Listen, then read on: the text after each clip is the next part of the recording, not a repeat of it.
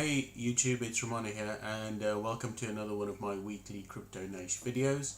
I know I've been making videos very sporadically recently. I think I've only made two over the last 2 weeks, and yeah, so I'm really sorry about that. My fiance is sort of ill at the moment, so I've not been spending too much time making videos. She's going in for an operation on Friday, so I think for the next probably 2 weeks my videos are going to be sort of a bit sporadic, so just kind of keep a lookout for them when they arrive. But I think for the next 2 weeks I'm not going to be doing a sort of Monday, Wednesday, Friday regular video. They'll just kind of roll out as they come. So yeah, guys, just an upfront apology for that, but I will try and make videos when there are big events or sort of things happening in the cryptocurrency space. So yeah, where are we this week? So last week was quite an interesting week. Actually, the last 2 weeks, if you've been following the crypto space, has been quite an interesting couple of weeks, especially with everything coming out of China. So about 2 weeks ago, China, if you weren't following it, had a clampdown on ICOs, and last week and the week following that was the Chinese officials or regulatory officials starting to shut down cryptocurrency exchanges. So for the first part of last week, no one really knew what was going on. There were some reports coming out about cryptocurrencies exchanges being shut. Some were shutting down, some were staying open. Some of them said, well, we haven't heard anything and we're still trading.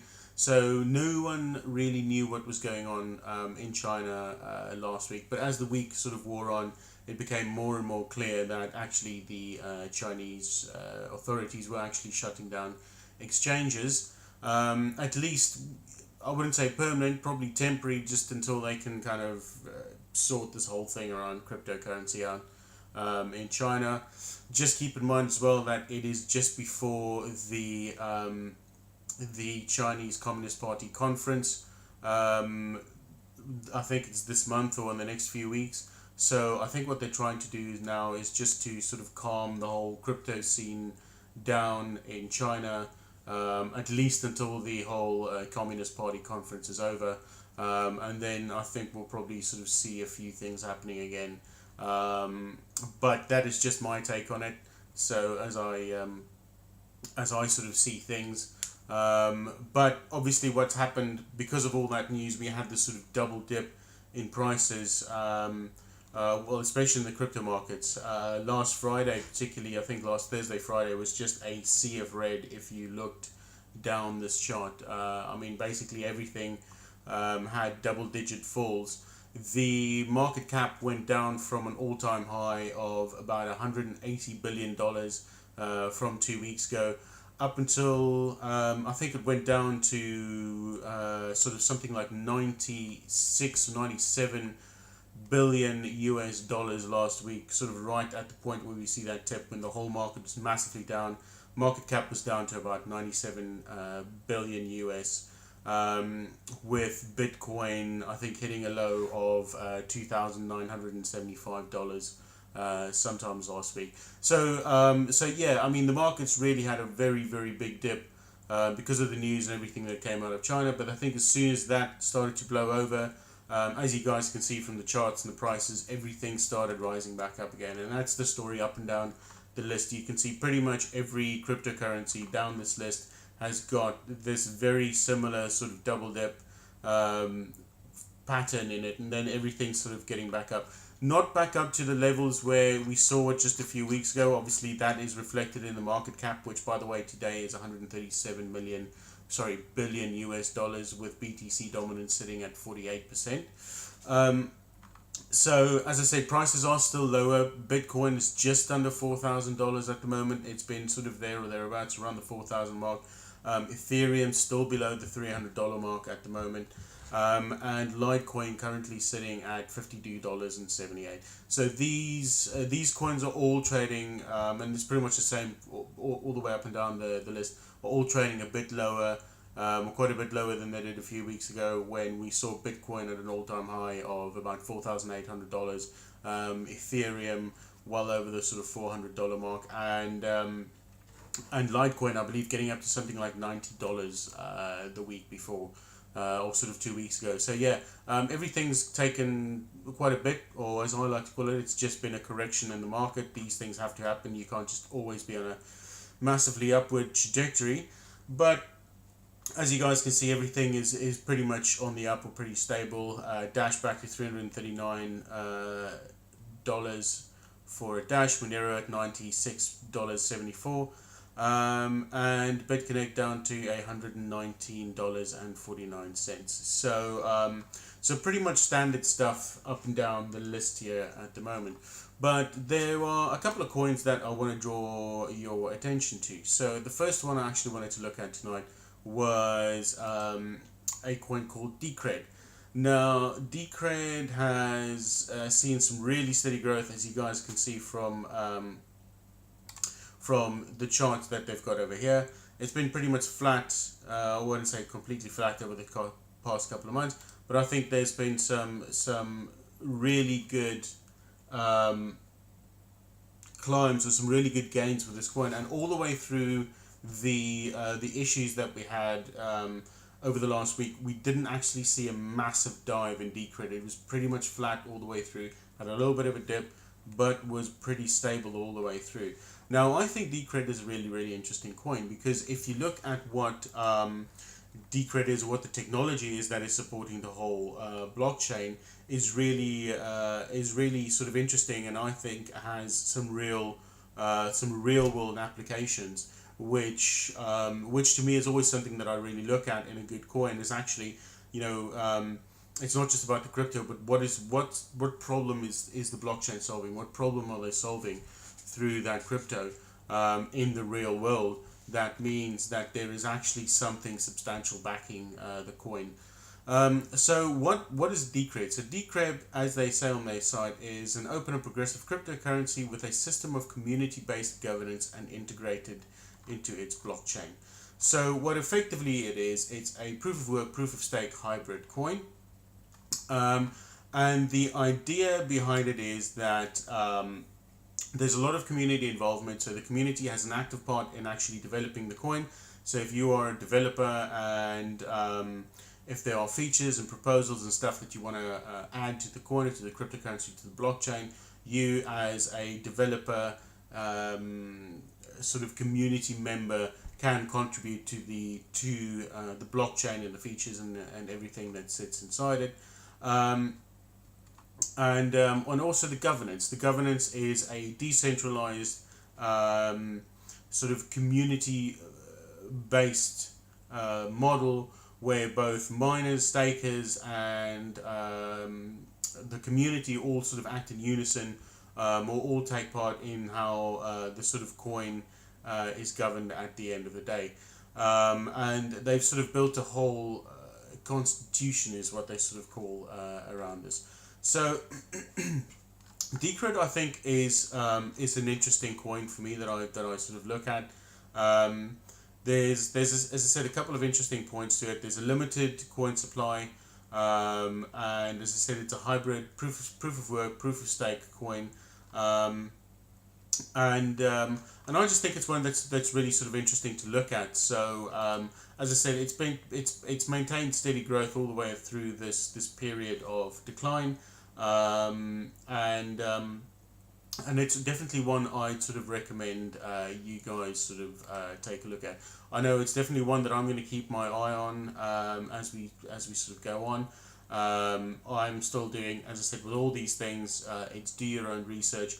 I'm still doing a lot more research on the coin, and as to its all its sort of use cases and what the technology and the community and everything behind it sort of looks like. But so far, it's something that I can say has definitely tickled my interest. It's shown steady growth all the way through, so so definitely one I would recommend you guys sort of taking a look at. The other one is something I saw very recently, and I'm just trying to figure out where on the here we go. It's ChainLink. It's brand new. these, but it's one I haven't sort of seen much before. So ChainLink is has very recently listed, as in today, basically, I think that is. And so it's quite a sort of new coin, and I started looking into what this basically is. And again, one of those coins which I think has a really, really interesting real world application, that means there's sort of something behind this coin, there's a technology behind it, there's a real world problem that it's solving, that gives it some substantial weight, at least in my books. So basically, what does this blockchain do, or what do they offer in terms of a solution for real world problems? So basically, what they are saying is that a lot of smart contracts can't always execute the way they need to be executed in a sort of autonomous fashion, purely because they can't connect to sort of off-the-chain data or off-the-chain APIs and things like that, which they need to, for which the information needs to be supplied, that fulfills all the conditions of the smart contract. And hence, therefore, when your smart contract depends on many components that might be in different networks, it doesn't always execute, or can't really execute, because there is that disconnect between all these networks. So what they're trying to do with ChainLink is effectively build a blockchain middleware, which is more commonly known as a sort of blockchain oracle. But what this basically allows is, it allows the blockchain, and therefore the smart contract, to interact with APIs and with data and stuff that is not on that blockchain. So if you can think about, if you look at this picture which they've got at the moment,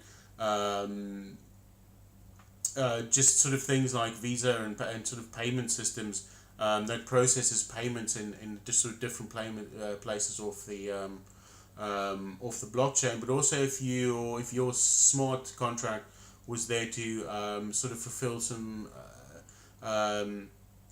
sort of supply chain contracts, then you would need some IoT data. So things like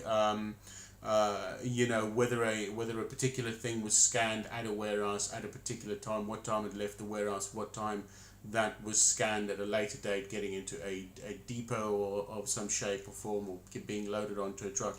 So collecting all of that IoT data and being the link between the blockchain and sort of sensor data and off the chain data, like stuff that you get from sort of IoT and smart scanners and all that sort of stuff. So I still think is a really, really interesting thing that they're trying to do. I think there's a real world application. It's not the first thing of its kind that's come along, but the company, and as I said, I'm still doing a lot of research on this, they seem to have a really compelling product. I've been reading some stuff up on Gartner's website at the moment. If you go and have a look at the link they've provided at the bottom of this page, I'm just going to do a bit of research on actually what it is they're offering and how they are looking to build their whole ecosystem, interconnected ecosystem that links blockchain and smart contracts to all sorts of things like payment systems, sensor data from IoT, market data from places like Bloomberg and the stock exchange, and payment systems within banks. So I think this is going to be a really interesting one to watch, purely because I think of how much real world application there is for this particular blockchain and for this particular technology. So I think this is going to be one that will do well in the future. As I said, it's brand new. Listed on coinmarketcap.com. It's only trading on one market at the moment, as I can see. The market is Ether Delta. So if we jump over and have a look at Ether Delta, we can see that there is some steady trading going on at the moment. If we actually look at the depth, there are some serious sell walls.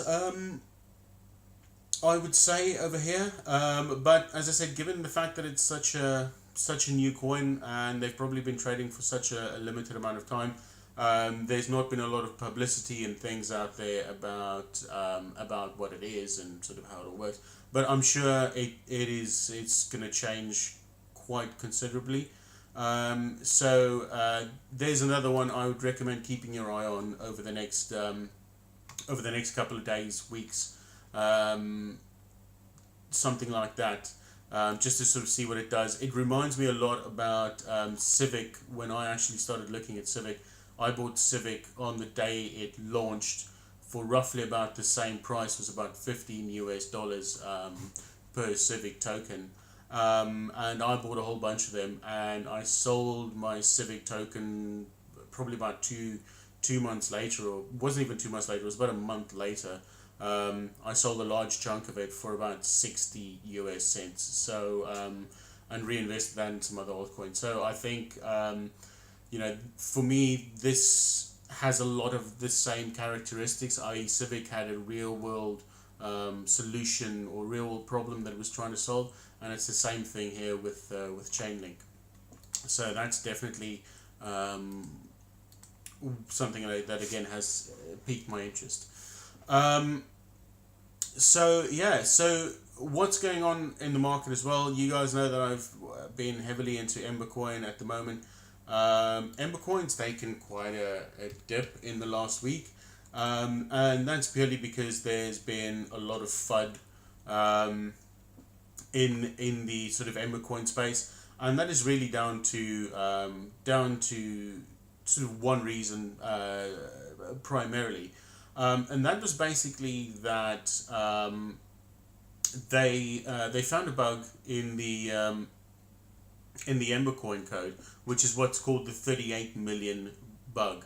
Now, what that means is that if you've got a particular input in your wallet that has a staking weight of 38 million or over,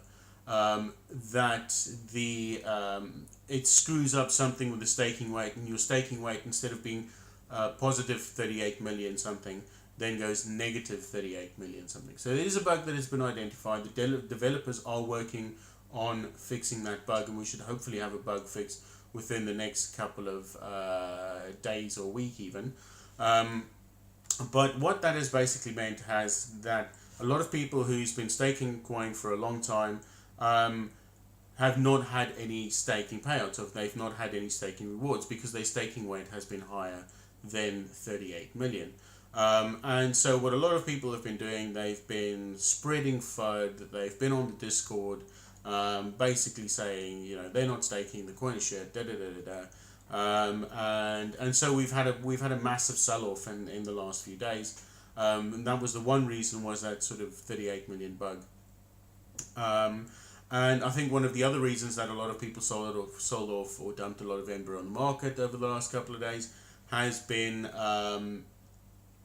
due to the sort of sudden rise in popularity of Buzzcoin, which is another proof of stake coin that has a 100% per month return proof of stake. So that has shot up massively in the last few days, with I think a lot of people moving from Ember to Buzzcoin. Those sort of things do happen, but at the same time, I think I still hold quite a bit of Ember. I stake every single day. I staked 7 million Ember today, and one of the things I do is I move half of what I stake every day onto the exchanges, and I sell that, and that's just for so that I can get my ROI out of it, but at the same time so that I can take that money and sort of invest in any other sort of coins that I'm looking at investing at that point in time.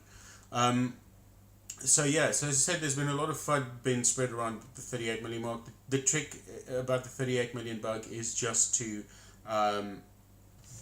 basically carve up your wallet. So for instance, if your wallet you've got 40 million coin in your wallet, then just carve your wallet up into 4 inputs of roughly 10 million each. And that's what I basically do. My rule of thumb is that I take all the coin in my wallet and carve them up into stake inputs of between 7.5 and 10 million each. And I usually, if they haven't staked for 4 days, I just reset that input to make sure that I don't, that particular stake, because each input has its own staking weight. So I just ensure that my stakes are small enough so that over the course of 2 or 3 or 4 days, 2 or 3 days, they don't actually fall into that 38 million staking weight bug territory, but the coin is aged significantly enough so that I can get a decent stake on that. So it's just about a bit of wallet management and a bit of sort of input and stake management. Then you can still stake. And you know what, if I'm selling 3 million a day at 4 BTC, I'm still making like $500 a day. So, and that's just half my staking. I leave the other half in my wallet just so that I can grow the amount of coin in my wallet. So yeah, I mean, it's FUD. It's always like these things. It's up and down. As soon as the bug has been fixed, we've had a new wallet released in the last week, which is great. As soon as this 38 million bug is going to be fixed in the next week or two, then guess what? We're not going to have this problem anymore, and the price of the coin is likely to rise again. So I think don't always believe in the FUD. Just do your own research, and make sure that before you go and cry on the Discord or any of the forums, that you actually know what you're talking about. You've done your research about stake input, wallet management, all that sort of stuff. And also, don't be stupid.